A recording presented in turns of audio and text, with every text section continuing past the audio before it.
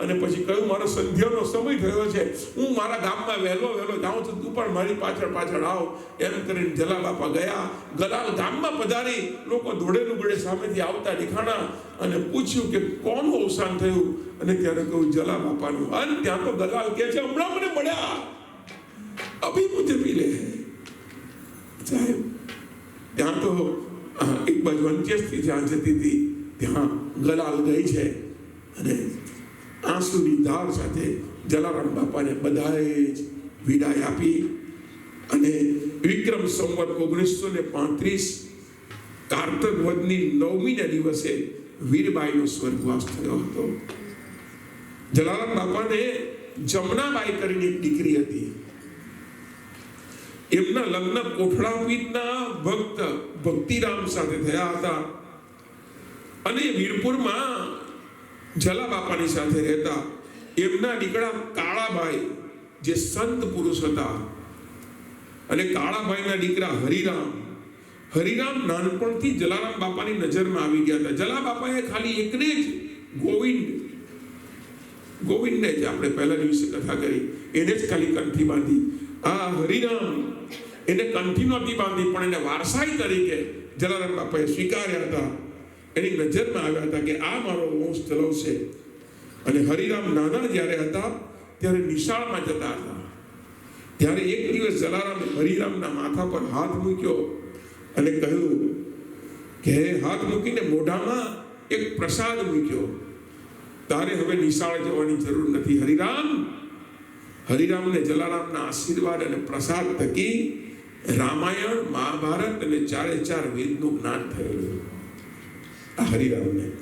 અને એમને જલારામનો સદાવ્રતનો આ વારસો ચાલુ રાખ્યો છે. અને આ રીતે પછી ક્રમશઃ જલારામ બાપાના વંશો આજની તારીખમાં પણ વીરપુરની અંદર એ ધરતી એની અંદર આ વારસો આ જલા બાપાનું એ ચાલુ છે સદાવ્રત. ઠાકોરજીને પ્રાર્થના કરું કે જેવી જલારામ બાપાની જેવી એની સદાવ્રતી વૃત્તિ હતી એવી આપ સૌમાં પ્રેમ અને શ્રદ્ધાથી પ્રસરે એવી અભ્યર્થના અને પ્રાર્થના સાથે 7 દિવસીય આ કથાને અહીંયા વિરામ આપી રહ્યો છું.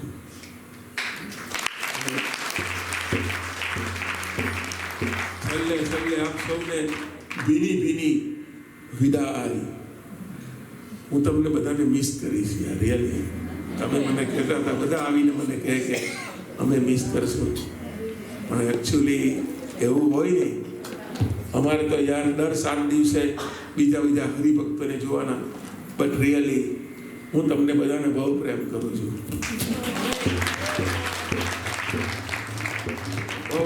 આ 7 દિવસ એટલો મેં મારી દિલથી ખૂબ આનંદ કર્યો અને કરાવ્યો. મારા ઠાકોરજી, મારા ગુરુજી રામ ભગત, એમનું સાહિત્ય આપ સૌની સમક્ષ મેં રજૂ કર્યું.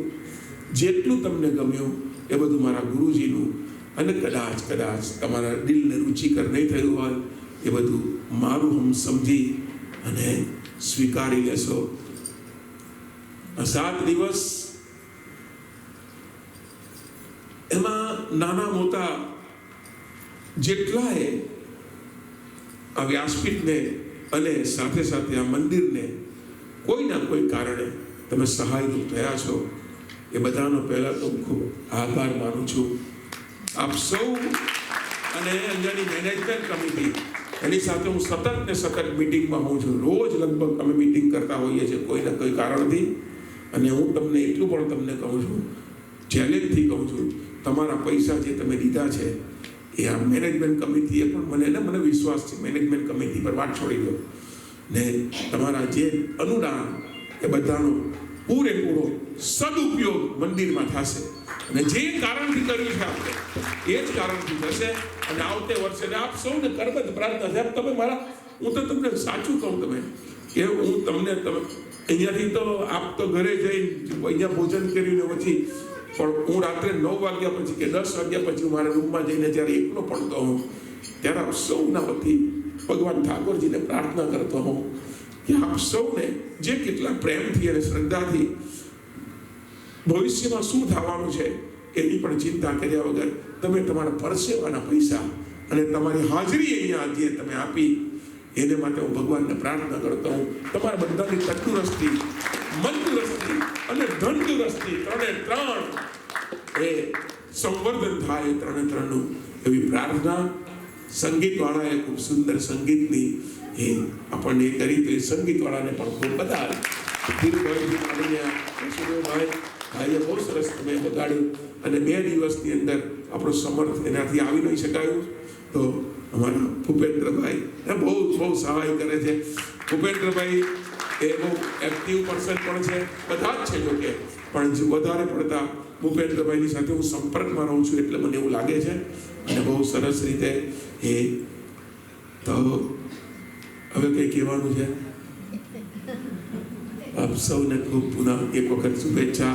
સાથે સાથે અમારા ભોજાણી પરિવાર, અમારો ભોજાણી પરિવાર કહું ને એટલે પહેલાં મને ક્રોલી યાદ આવે. અમારા કાંતાબેન, એનો પરિવાર 20 વર્ષથી એમની સાથે, અમારા કાંતા આખો જ આજે મારો પરિવાર પ્રશાંત. અમારા હું બહુ રહ્યો છું આપણા ભાવેશ દવે, તો મારી બહુ સેવા કરે. ક્રોલીમાં જાઉં ને સૌથી પહેલું મારે કોઈને મળવાનું, ભાવેશ આ કામ છે. મારી યુટ્યુબ ચેનલથી માંડીને બધું સોશિયલ મીડિયાનું બહુ એ સંચાલન કરે છે. સૌને બધાને, અને ભારતીબેન અને પ્રકાશભાઈ, અમને તો ઇતિહાસ રચ્યો છે વેલિંગ બરોમાં, અને બહુ સરસ કથાની જલાલ આપવાની. હું જ્યાં તો ઘરાનામાં રહું છું, બધા ઘરાનાના માતા બહેનો તો સાહેબ મને એવો પ્રેમ કરે, મારે માં યાદ જ નથી આવવા દેતા, એવો પ્રેમ બધાએ કર્યો છે. તો ઘરાનાના બધા જ મારા વડીલો, ને ખાસ કરીને સુરેશભાઈ પંચાલ, જે મેં ત્યાં હું મારા રૂમમાં હું પણ નીચે આવીને જ્યારે ખૂબ મેં સેવા આપી છે, બધાનો ખૂબ આભાર, ધન્યવાદ, બધાનો આભાર. આવતે વર્ષે પુનઃ કઈ તારીખ છે આપણી? 6 જુલાઈથી 12 જુલાઈ આપણે મળીશું. બહુ સરસ આયોજન છે, પણ તમને અત્યારથી ચાલુ કરી દીધું છે. ભૂપેન્દ્રભાઈની સાથે અમારે અને વિનોદભાઈ બધાની સાથે ગઈકાલ મિટિંગ કરી, અને એ બધું જ આયોજન ધીરે ધીરે સરસ રીતે પાર પડશે. ખૂબ સુંદર આયોજન આપણે કરીશું રથયાત્રાનું પણ. અને આની સાથે હું આજની વાતને અને મારી વાતને વિદાય અને વિરામ આપવા જઈ રહ્યો છું. હરે રામ રામ રામ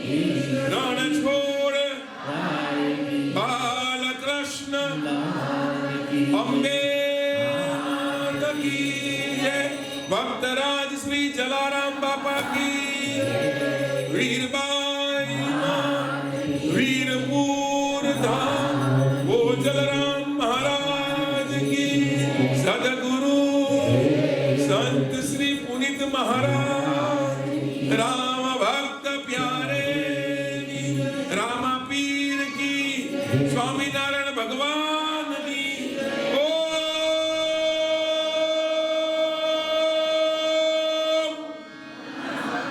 नमः पार्वती पतये।